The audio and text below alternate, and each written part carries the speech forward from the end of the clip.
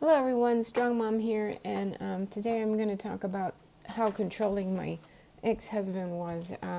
For example, there were things I wasn't allowed to do. I wasn't allowed to read books. Uh, I'm a very fast reader, so I can kill a book in about an hour or two, depending on its thickness. And I love reading. I'm a voracious reader, used to be, and I wasn't allowed to read books. He told me that that kept me from giving him the due attention that he needed, and that it was disrespectful, and I wasn't allowed to read. So I would hide read, like I stopped reading books and started just reading articles on my phone because I could glance and get a quick article in, mainly science stuff. I love science. But yeah, I wasn't allowed to read. Speaking of which, science, I love science and particularly theoretical physics. I couldn't tell him anything about physics or anything else academic like that because he felt theoretical physics was hocus pocus and magic and made up, and that's just a bunch of nonsense. So um, I wasn't allowed to call him ever at work for anything, not even a 911 emergency. And he made that very clear. He would never answer his phone. Even if I sent a text, he wouldn't answer. And then he would always tell me that, oh, the text didn't come through, so no, I didn't read it. At the end of the day, if I asked, had he read my text? I mean, there's only so many times that that can happen. And I understand that does happen sometimes, but come on. But yeah, I wasn't allowed to talk to him ever because he was on business phone calls talking to important people, and he can't think about me or anything that I would have to ask him. So never. If our children were sick, I'd handle it. If something was broken at the house, I'd handle it. And I've mentioned this before. I fixed our heater before. I fixed our AC unit by myself. Um, YouTubing and figuring things out because we didn't have money and because he didn't want to know. Um, so there were a few times where I felt the emergency was so bad that I needed to call. And I mentioned one particular time when I was stuck and in a lot of pain and I couldn't move. And didn't come and help me, yelled at me over the phone about it, stuff like that. The kids weren't allowed to bother him when he went to his quote unquote office, which, coming to find out, he never did work there. He did, you know, he just never did work. He did pornography, is what he did, and looked at that stuff. So found that out eventually. But instead of spending time with your kids, that's what you're doing instead. Okay, um, just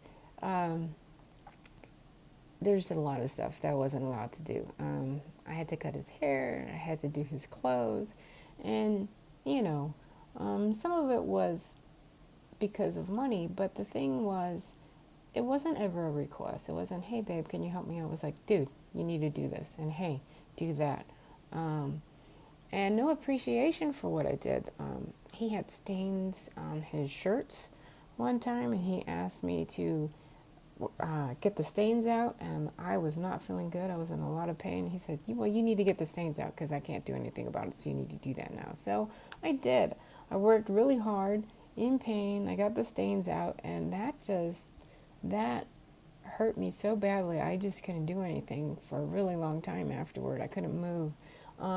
And then after I did that, he took the shirts that I just did, and he took them to the cleaners and paid for them to get cleaned anyway. After I had already done the work, just like out of spite, like, well, you told me you hurt, so you know what? I'm just gonna do it. It wasn't. It was bad. It was really bad. So just so many things that we couldn't do. We couldn't make plans without consulting him first. I had a friend who used to joke and call him the planner coordinator, and she was sweet. But yeah, he always had to make the plans because if not, and then he would say though that I needed to make the plans. So he would push me to talk to whoever to get the information, but it was only because he had already wanted that to happen. If not, then I wasn't able to go talk to whoever and make plans.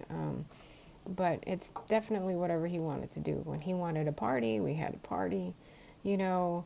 Um, and then he would leave and just come home from work and be like, I'm out. I couldn't ask where he was going. I wasn't allowed to. He would just say for work. Found out later that he wasn't going to work. He was hanging out with people and hanging out with models and pretending that he was working. And, you know, that's a lot of distrust and that's a lot of lying that he did. But we weren't allowed to ask because he's grown, he's the man. But no consideration for us, no letting us ask any questions or ask any favors. So that's his dominating personality, and that's part of being a narcissist. So if you have someone that you're living with, don't make excuses for them like I did. They're busy, they're stressed, they just need a moment. That's what I would tell my kids. But my kids' feelings were being hurt. They saw what was happening. They knew. They're smart. They're really smart. So I didn't help them out any. That's unfortunate. That's on me. So I'm trying to make the most of it now. And these videos, I feel, are a way to help do that, to get this out there so that if anyone's suffering the same thing that we suffered, that you can get free as soon as possible, and to kill the fear that you have, because fear is a big reason why we stay in that cycle, and we'll talk about fear next time. Have a good one.